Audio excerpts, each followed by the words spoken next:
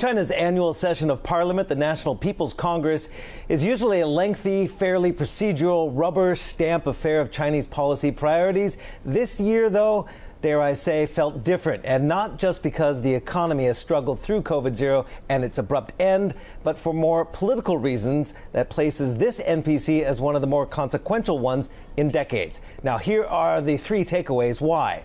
Number one, President Xi Jinping's power grab.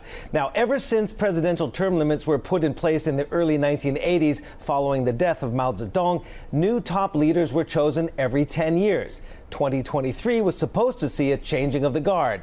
Xi made sure that wouldn't happen when 5 years ago he secured a constitutional change to allow him to stay in power. Friday, the NPC delivered him a unanimous vote to keep him on as president and head of the military for a third consecutive 5-year term, while at the same time, Xi reshuffled just about everyone else of significance around him, placing loyalists in top jobs, with no one designated as a possible successor.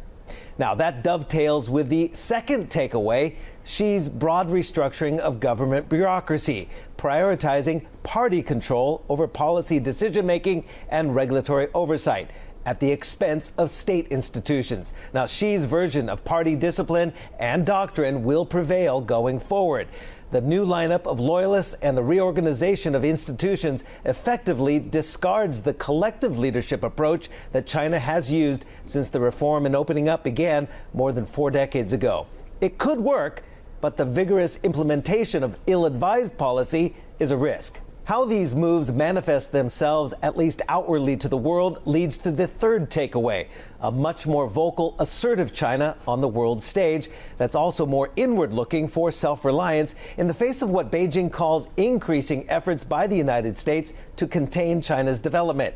Now, top leaders at the NPC this year, including Xi Jinping himself, took numerous shots at the United States, blaming and naming America for deteriorating relations.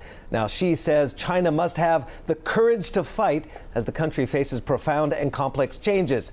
And unlike in past periods of isolation, this inward-looking China could be much more formidable. Stephen Engle, Bloomberg News.